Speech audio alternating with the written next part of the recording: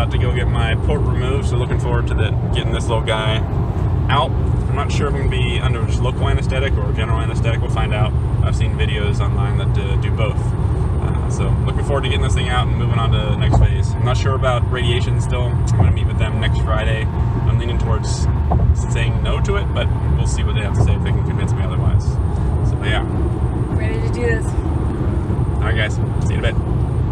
Hey everyone, it's been 4 days since my surgery, and overall it was a really positive experience, to be honest with you. The doctor was able to crack jokes the whole time because he ended up using a local anesthetic. Essentially, they cleaned the area, they numbed the area. I had to turn my head to the right as he started to work and cut his way down through the layers of skin into my muscle to remove the port. He's talking. He's like, "Oh yeah, now I'm just cutting the stitches out of your chest, out of the port." And then the weirdest part really was when he took the port and he pulled it out of my chest, so I can kind of feel it go kind of from my heart out of my chest, that was the strangest feeling out of the whole thing. But beyond that, nothing painful, just a unique feeling that I've never felt before. Beyond that, he started stitching it up, and we were done. I had to put a pressure bandage on it for about 2 days, and then after that, he said about 2 weeks of no activity with my chest, and I'll get the stitches out this week as well. So overall, positive experience, local anesthetic. I was in and out relatively quickly, and I was happy with the overall procedure. Next, I want to focus my comments on cancer patients or anyone with downtime all of a sudden, or anyone by nature of their life just has some downtime, and really just the need to maximize that time.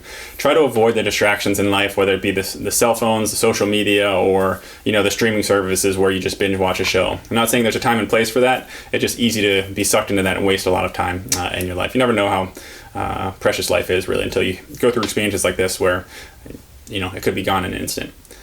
With that being said, what I found myself doing trying to maximize that time is obviously spending time with my loved ones, and for me, learning. So I just finished and passed the test, so I'm officially now a certified flight instructor in the civilian world in instrument rating, as well as single engine and multi-engine airplanes. So I'm looking forward to doing some civilian flying once I get my FAA medical stuff approved to fly on the civilian side. So hopefully I get that approved before the Air Force waiting period that I have, that mandatory 6 months.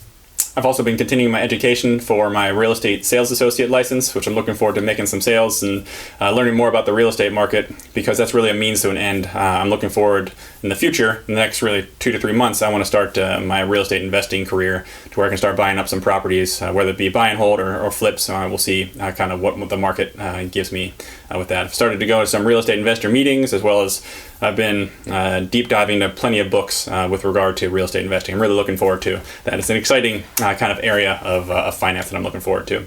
With that being said, books have been a huge influence on me recently. One particular is called Rich Dad, Poor Dad by Robert Kiyosaki. And this book really changed the way I think about finance and wealth and kind of just future planning and education in general. And I thought it was an awesome book, really. I came home after reading the first 2 chapters, and I told Jean that this book is just changing the way I kind of perceive the world and perceive wealth and the way we're going to plan the future with our family. So I highly recommend Rich Dad, Poor Dad to anyone out there. I'm planning on having my kids read it before they graduate high school. I'm going to see if my 8-year-old daughter, Mila, right now, she's able to tackle it after she finishes the book that she's currently reading. So Rich Dad, Poor Dad, highly recommend it. It's awesome, awesome book. Like I said earlier, we have the meeting with the radiation oncologist on Friday, and I'm looking forward to making that decision of whether or not we will use radiation and continue or just call it done. I'm looking forward to the day where we can remove these wristbands and just move on from this experience and just really appreciate life just a little bit more. So I'll let you guys know what I decide from there, and beyond that, love you guys, and again, thank you for all the support, and I'll talk to you guys later. See you.